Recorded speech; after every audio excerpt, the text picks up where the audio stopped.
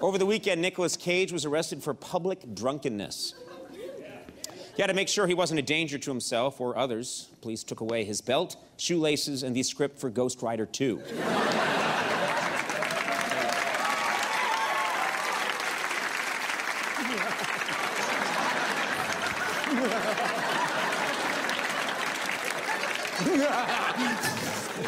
He was built to play Ghost Rider. Right.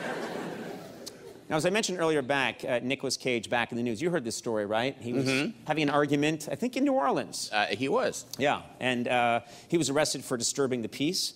And, well, now maybe he was just drunk and causing a scene. We don't know. But I think whatever was happening there, Nick Cage was doing an important public service by reminding everybody of the Department of Homeland Security's new Nick Cage Terror Alert System. Okay, this is, yeah. We've gone over this before. The Department of Homeland Security's, they're getting rid of their color-coded terror alert system that we've been kind of getting used to. They're replacing it with a new system based on the films of Nicolas Cage. Because our nation's security is a lot like Nick Cage movies. Most of the time, things are okay. But every once in a while, things are so awful, you can't believe it. Depending on the threat level, Americans will be notified with a very short clip from a Nick Cage movie. Here are the latest examples. When everything's fine, the threat level will be named after Cage's action film, Next.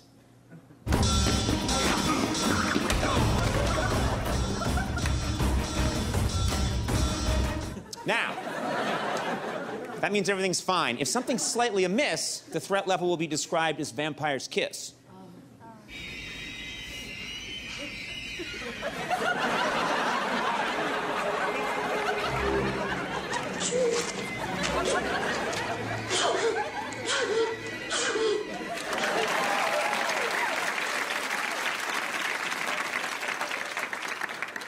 When things start to seem really bad, we set the alert level at Matchstick Men.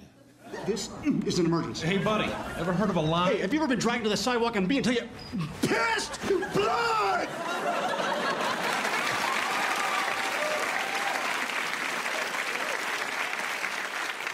And if things get to a point where they're just really, really getting bad, we set the alert to Zandali.